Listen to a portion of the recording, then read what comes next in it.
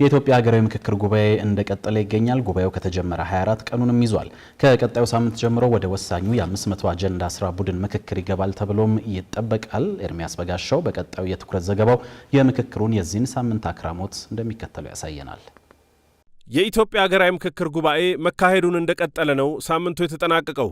የጉባኤው ተሳታፊዎች በሳምንቱ የመጀመሪያ ቀን በሚሊዮን ከሚቆጠሩ ኢትዮጵያውያን ጋር በአንድ ጀንበር 800 ሚሊዮን ችግኞችን የመትከል ዘመቻ ላይ ተሳትፈው ነበር።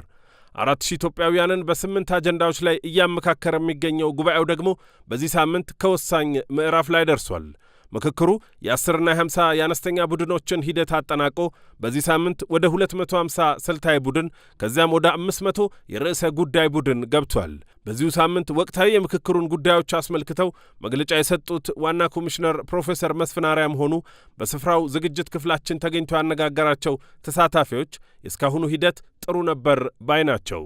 አዎ ሂደቱ በጣም ደስ የሚል ነበረ። ስናይ ከ10 ወደ 200 ከ10 50 250 ድረስ ስንመጣ የማንንም ሐሳብ ሳንነቅፍ ሁሉም የአካባቢ ያለውን ችግር ነቅሰን አውጥተን በአጀንዳ ተቀርጾ ያንን ሐሳብ ወደ አንድ ለማምጣት እንዴት ይሁን የማን ይብሳል ከኔ አንተ ካንተ ቁስል የኔ ቁስል እየተባባል የትኛው ይሻላል የሚለውን እንዲያርገን ወደ 50 መጣን። ከ50 ደግሞ ወደ 250ም ስንመጣ ኢትዮጵያን እንዳለችበት ለማስቀጠል ስንል የቱ ይሻላል እያል ያንዱ ብሶት ውስጥ በአንዱ ቁስል እኛም በእኛ ቁስል እነሱ የሆኑ ሁሉም አካባቢ እንደው የቁስላችን ወደ አንድ ለመምጣት ጥረት እያደረግን ነው። ከውጭ ሆነን ወደ ውይይቱ ከመግባታችን በፊት ሲሰማ ሲባል የነበረው አሳታፊ ሊሆን አይችልም፣ ተጽዕኖ ሊኖረው ይችላል፣ ሁሉንም እኩል አያሳትፍም የሚባል ነገር ነበር። ግን ገብተን ካየነው በኋላ የሁሉንም ሐሳብ የሚያሳትፍ የሁሉንም ሐሳብ የሚቀበል ሁሉም ኢትዮጵያዊ የአንዱን ችግር ምን እንደሆነ የሰማ እየተነጋገረ የሄደነበት የነበረ ጉዳይ ነው። በስልታዊ ቡድን ውስጥ ብዙዎቹ ላይ ወደ መግባባት የሚወስዱ ምክረ ሐሳቦች የታዩ ይመስላሉ። አንዳንዶቹ ደግሞ ጥራት ይፈልጋሉ፣ ማጥራትን ይፈልጋሉ። ስለዚህ ለዚህም ነው የፈጀውን ይፍጅ እንጂ ይሄ ስልታዊ ቡድን በደንብ ጥርት ብሎ ወደ ዋናው የቡድን ጉባኤ መተላለፍ አለበት የምንለው በዚያው ምክንያት ነው። የሀገራዊ ምክክር ጉባኤው የኢትዮጵያን ቀጣይ ዕጣ ፈንታ ይበይናል የተባለለት ሂደት ነው። ለዚህም ይመስላል በተለይ ዋናው ጉባኤ ከተጀመረ አንስቶ የበርካቶችን ትኩረት የሳበው። ምክክሩ በበጎም ሆነ በነቀፋ የሚነሱበት በርካታ ጉዳዮች እንደሚኖሩም ይጠበቃል። ባሳለፍነው ሳምንት በተለይ ከአመካካሪዎችና ከባለሙያዎች ፓናል አባላት ጋር በተያያዘ ሲነሱ የነበሩ ጉዳዮችም ነበሩ። ይህንኑ ጉዳይ ከተሳታፊዎችና ምክክሩ ከሰጠው ምላሽ ጋር አብረን እንስማ።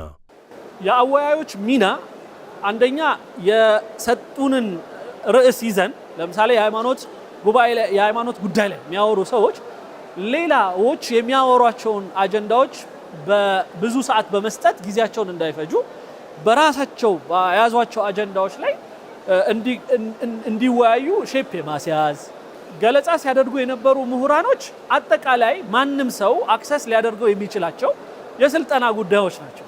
በውይይት ሂደት ልንከተላቸው የሚገባቸው ስርዓትን አስመልክቱ ስለ ህገ መንግስት አንዳንድ ጊዜ አንዳንድ ሰው የሆነ ነገር በቃ ህገ መንግስት ውስጥ የሌለ መስሎት እዚህ ካልተጻፈልኝ ብሎ እንዳይቸገር ህገ መንግስት ውስጥ እንዳለ ይጠቁሙታል አንዳንዱ። ስለዚህ ያሌለ ነገር እንዲጠይቅ ጊዜውን እንዲቆጥብ አመካካሪዎች በጣም ደስ የሚሉ ናቸው። ወደ አንድ ወገንም አይደሉ። ሐሳባችንን በነፃነት እንድናፈልቅ አለምንም ተጽዕኖ ያረጉ ነው። እነዛ ደግሞ ኢንተርፕረነርሺፕ ወይም ገለጻ የሚያደርጉት ማለት ነው። እነሱ ቢሆንም እኛ በምክክር ኮሚሽኑ ጥያቄ አቅርበናል። ከየት ነው የመጡ እንዴት ነው የመጡ አመጣጣቸውን ነው ወደ አንድ ወገን እንዳያደሉ እኛ ኢትዮጵያን ነው ታሪክ እየሰራን ነው ታሪክ እንዳይበላሽብን ብለን ጥያቄ ስናቀርብ ምክክር ኮሚሽኑ ሙሉ ገለጻ ሰጥቶ ከየት እንደመጡ አካባቢያቸውን ገልጸው ከሁሉም ብሔር ብሔረሰቦች የተጠራቀሙ ናቸው። መምራን ይሁን እንጂ ከአንድ ብሔር ብቻ የመጡ አይደሉም። ከአማራ ክልልም ከሁሉም ብሔር ብሔረሰቦች እንደኛ ተውጣጣው የመጡ ስለሆነ ምንም አይነት ተጽዕኖ እያሳደሩብን አይደለም። አመካካሪዎቻችን የተሰጣቸውን ሚና በትክክል እየተወጡ ነው። አልፎ አልፎ አመካካሪዎችም ሆኑ ሌሎች እኔንም ጨምሮ አንዳንድ ጊዜ ማጋደል ከታየ አንዳንዴ አይፈረድብንም። ነገር ግን በተቻለ መጠን አመካካሪዎች በኋላ ላይ ደግሞ ለግብአት የሚሆን እውቀት የሚሰጡን ፓነል ኦፍ ኤክስፐርትስ ወይም ትልልቅ ባለሙያዎች ለተመካካሪዎች የምንሰጠው ግብአት ቢኖር ትክክለኛውን አቅጣጫ ማሳየት እንጂ አቋም እንዲይዙ ወይም የኛን አቋም እንዲይዙ ማድረግ በጭራሽ አይፈቀድልንም። ስለዚህ በአመካካሪዎችም በፓነል ኦፍ ኤክስፐርቶችም በኩል እንዲሁ አልፎ አልፎ በባለሙያዎችም በእኛም ጭምር በዚህ በኩል ሂዱ የሚባል ነገር ተነስቶ ከሆነ ልክ አይደለም። እሱን በትክክል እያጠራን ያለ ነው። ከዚሁ ጉዳይ ጋር በተያያዘ ከቃለ ጉባኤ ያዦች ጋርም የተነሳ ጉዳይ ነበር። አንዳንዶቹ አቋማቸውን ለማሳመንና ለማካተት ሲጥሩ፣ ሌሎች ጥቂቶች ደግሞ ያልተባለ ሲጽፉ ነበር የሚሉ ቅሬታዎች ቀርበው ነበር። ጉዳዩ በመገናኛ ብዙኃን አማካይነት ለዋና ኮሚሽነር ፕሮፌሰር መስፍን አርአያ ቀርቦም ነበር። እነኚህ ቃለ ጉባኤዎች ያዦች እጅግ የተከበሩ በትልልቅ ፍርድ ቤቶች፣ የፍትህ ተቋማት፣ በትምህርት ቤቶች፣ በዩኒቨርሲቲዎች የሰሩ ትልልቅ ልምድ ያላቸው አንቱ የሚባሉ ወንዶችና ሴቶች ናቸው። የሚሰሩትን በሚገባ ያውቃሉ። የሚይዙት የምንነጋገርባቸውን እያንዳንዷን ነጥብ ለወደፊት በሚገባ ተሰንዶ ለወደፊት ተመራማሪዎች፣ ለምሁራን፣ በአጠቃላይ ለተማሪዎች፣ ለፖሊሲ አውጪዎች፣ ለየክልልና ለፌዴራል መንግስታት የሚጠቅሙ ሰነዶችን ነው የሚያዘጋጁት። ስለዚህ በዚህ ሂደት ውስጥ የነሱን ሀሳብ እዚያ ውስጥ ጨምረው ወይም ሌሎች አምጥተው የሰጧቸውን ሀሳቦች ጨምረው ያቀርባሉ የሚል እምነት የለኝም። ምናልባት በዚያ ሂደት ውስጥ አንድ ወይ ሁለት ተከስቶ ከሆነ እነኛን 160 የሚሆኑ ቃለ ጉባኤ ያዦችን በዚህ ሂደት ውስጥ በጭራሽ ልንወቅሳቸው አይገባም። ነገር ግን እኛ ስህተቶችን ከስር ከስር እየተከታተል የምናረም ነው የሚሆነው። በምክክር ጉባኤው የተሳተፉ የሚገኙ ከፍተኛ የመንግስት የሥራ ኃላፊዎች ጉዳይም በምክክር ኮሚሽኑ መግለጫ ከተሰጠባቸው ጉዳዮች አንዱ ነበር። ፕሮፌሰር መስፍን ባለሥልጣናቱ እዚህ ያሉት ሊመካከሩ ብቻ እንጂ ስልጣናቸውን ሊያሳዩ አይደለም ነበር ያሉት። እዚህ የሚመጡ የክልል ርዕሳነ መስተዳድርም ሆነ ከንቲባዎች እንዲሁም ሚኒስትሮች እንደ ሌላው ተመካካሪ በትክክል ቁጭ ብለው በስነ ስርዓት እንዲመካከሩ ነው እንጂ የእነሱን ስልጣን ወይም ጉልበት ሊያሳዩን አይደለም። እዚህ ያለን ተመካካሪዎች ሁላችንም እኩል ነው።